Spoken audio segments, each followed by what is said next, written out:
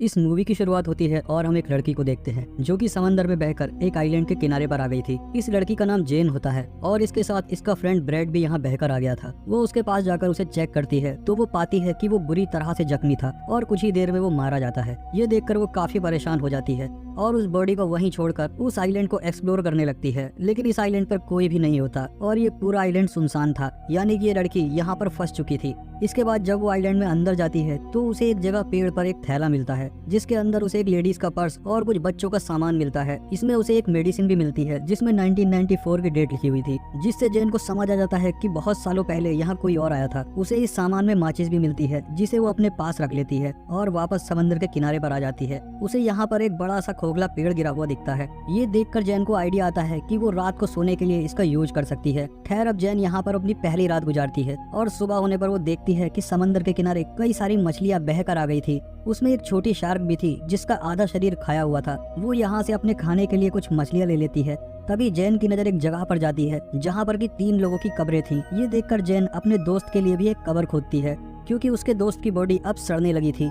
खैर अब जब अगले दिन जैन आइलैंड का चक्कर लगा रही होती है तो वो देखती है कि किसी ने उसके दोस्त की बॉडी को निकालकर आधा खा लिया है। ये देखकर जैन काफी घबरा जाती है और उसे कुछ समझ नहीं आता कि आखिर ये किसने किया होगा। उसे लगता है कि जरूर ये काम किसी जानवर का है जो इस आइलैंड पर रहता होगा, इसलिए वो एक लकड़ी को नुकीला करती है और अपने लिए एक हथियार बनाती है। इसके बाद वो आइलैंड के बाहर बैठकर उस जानवर का इंतजार करने लगती है। खैर अब रात हो जाती है और जैन को अब नींद आने लगती है, लेकिन वो जानवर अभी तक यहाँ नहीं आया था। अगले दिन जैन की आँख खुलती है और वो समंदर में एक सूटकेस को तैरता हुआ देखती है। वो उस सूटकेस को लाने के बारे में सोचती है, इसलिए वो समंदर में जाकर उस सूटकेस को ले आती है। तभी उसे नीचे कुछ महसूस होता है, इसलिए वो नीचे जाकर देखती है तो यहाँ पर उसे एक बड़ा सा होल दिखता है जिसे देखकर वो काफी हैरान हो जाती है। खैर अब वो बाहर आकर उस सूटकेस को खोल कर देखती है। उसके अंदर उसे कुछ जूते और कुछ कपड़े मिलते हैं जिन्हें वो पहन लेती है। जब रात होती है तो जैन उस सामान को चेक करने लगती है और उसे उसमें कुछ फोटो दिखते हैं। वो ये देखकर समझ जाती है कि कोई फैमिली यहाँ छुट्टियां बिताने आई थी जिसमें एक कपल और उनके 2 बच्चे थे। तभी जैन के ऊपर से एक प्लेन गुजरता है। ये देखकर जैन अपनी फ्लेयर गन चलाती है, लेकिन इसका कोई फायदा नहीं होता क्योंकि तब तक वो प्लेन जा चुका था। जब फ्लेयर गन की वो बुलेट नीचे आ रही होती है तभी जैन देखती है कि उसकी परछाई में उसे एक क्रीचर दिखाई पड़ता है। ये देखकर वो काफी घबरा जाती है और आइलैंड की तरफ भागने लगती है और एक जगह पर जाकर छुप जाती है। वो क्रीचर यहाँ आकर जैन को ढूंढने लगता है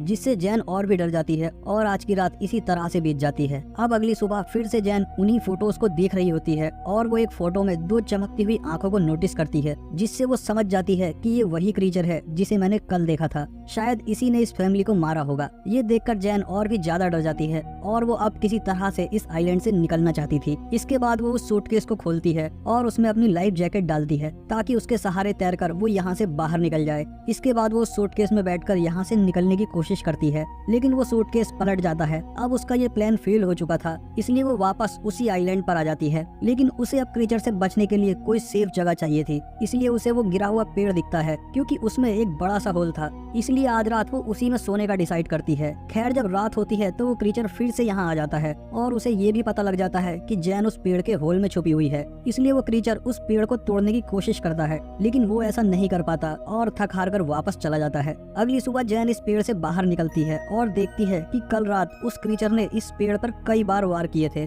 जिससे वो काफी डैमेज हो गया था। इसके बाद वो उससे बचने के लिए एक नया प्लान बनाती है। वो समंदर से कुछ बड़ी मछलियाँ पकड़ती है और उन्हें वहीं पेड़ पर टांग देती है। उसका प्लान था कि जब रात में वो क्रीचर यहाँ आएगा तो वो इन मछलियों को खाकर वापस चला जाएगा और इससे उसकी जान बच जाएगी। अब जैन अगली सुबह उठकर देखती है कि उसका ये प्लान काम कर गया था। उस क्रीचर ने यहाँ आकर उन मछलियों को खा लिया था जिससे जैन की जान बच गई थी। तभी जैन की नजर समंदर के किनारे पर जाती है जहाँ किसी की बॉडी बहकर आ रही थी। ये देखकर वो इस बॉडी के पास जाती है और वो देखती है कि ये बॉडी काफी सड़ चुकी थी। ये देखकर उसके मन में एक आइडिया आता है और वो इस बॉडी को भी उसी पेड़ पर लटका देती है ताकि वो क्रीचर उस बॉडी को ही आकर खाए और चला जाए। अब उसके लिए यहाँ पर सरवाइव करना काफी मुश्किल हो गया था। आज रात के लिए उसने यहाँ पर एक गड्ढा बनाया था जिसमें जाकर वो छिप जाती है और उस क्रीचर के आने का इंतजार करती है। जब रात होती है तो वो क्रीचर यहाँ आता है और जैन पहली बार उस क्रीचर को देखती है। वो उस क्रीचर को देखकर बहुत डर जाती है क्योंकि वो क्रीचर काफी खौफनाक था और वो यहाँ आकर उस बॉडी को खा जाता है। तभी जैन को अपने पास कुछ आवाजें आती हैं और जब वो देखती है तो उसे उस क्रीचर के पैर दिखाई देते हैं। ये देखकर वो और भी ज्यादा घबरा जाती है, लेकिन किसी तरह से खुद खुद को कंट्रोल करती है। अब अगली सुबह जब जैन उठती है तो वो अपने लिए एक सेफ जगह चाहती थी। अब क्योंकि उसने उस क्रीचर की हाइट देख ली थी, इसलिए वो अपने लिए पेड़ के ऊपर एक झूला तैयार करती है ताकि वो क्रीचर उस तक ना पहुंच सके।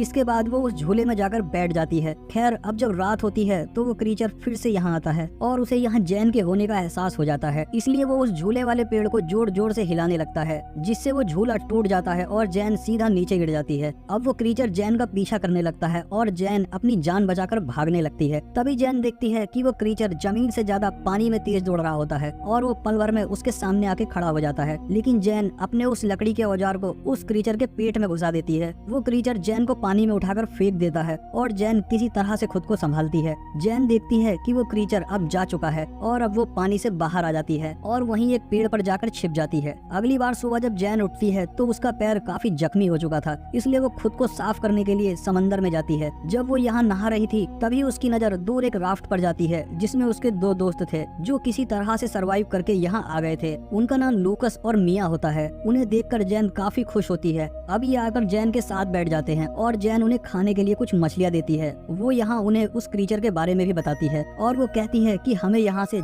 जल्द निकलना होगा क्योंकि मैं यहाँ पिछले 7 दिनों से फंसी हुई हूँ। लेकिन लूकस और मिया उसकी बातों पर भरोसा नहीं करते। उन्हें लगता है कि वो ये सब झूठ बोल रही है। वो कहते हैं कि हम पिछले 5 दिनों से समंदर में भटक रहे थे और अब जाके हमें ये आइलैंड मिला है। ये दोनों यहाँ से नहीं जाना चाहते थे। अब जैन उन्हें वो तस्वीरें भी दिखाती है जिनमें वो क्रीचर साफ दिखाई दे रहा था, लेकिन फिर भी ये दोनों यहाँ से नहीं जाना चाहते थे। जैन समझ जाती है कि ये दोनों उसकी बात नहीं मानेंगे। अब इसलिए ही वो इनसे छिपकर इनकी राफ्ट लेकर यहाँ से भागने का प्लान बनाती है और राफ्ट लेकर निकलने की कोशिश करती है, लेकिन वो दोनों इसे पकड़ लेते हैं और मिया जैन पर अटैक कर देती है जिससे वो बेहोश हो जाती है। जब उसकी आँख खुलती है तो वो खुद को बंधा हुआ पाती है और अब रात हो चुकी थी, इसलिए वो लूकस को मनाकर उसे खोलने के लिए कहती है, लेकिन लूकस और मिया उसकी कोई बात नहीं सुनते। इसके बाद मिया उस आइलैंड पर घूमने के लिए जाती है और लूकस वहीं जैन के पास रुकता है। इधर जब मिया जा रही थी तभी वो क्रीचर पानी से निकलकर उस पर हमला कर देता है। उसकी आवाज सुनकर लूकस तुरंत वहाँ जाता है, लेकिन वो क्रीचर मिया को तुरंत पानी में खींच ले जाता है और उसे मार देता है। ये देखकर लूकस बहुत डर जाता है और वो एक पेड़ पर चढ़ जाता है और अब सुबह हो जाती है, लेकिन लूकस उस पेड़ से नीचे नहीं आता। अब उसे जैन की बात समझ आ चुकी थी। जैन उससे कहती है कि देखो वो क्रीचर सिर्फ रात में आता है, दिन में वो बाहर नहीं निकलता। ये सुनकर लूकस पेड़ से नीचे आता है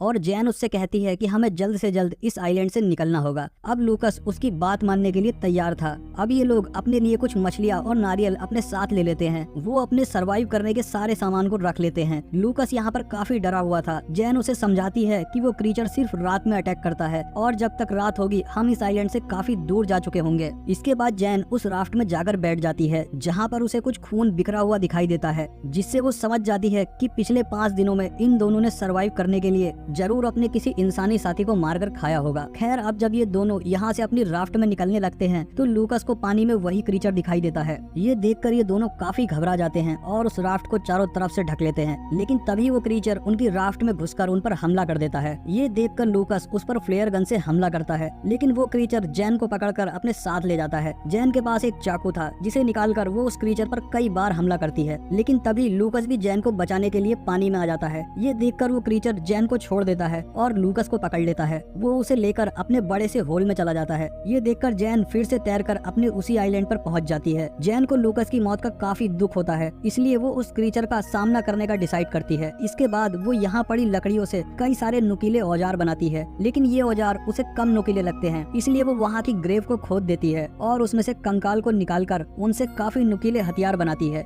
वो उस क्रीचर को आग में जलाने का प्लान बनाती है, इसलिए वो वहाँ पड़ी सूखी झाड़ियों को इकट्ठा करती है और उनसे एक घेरा बनाती है।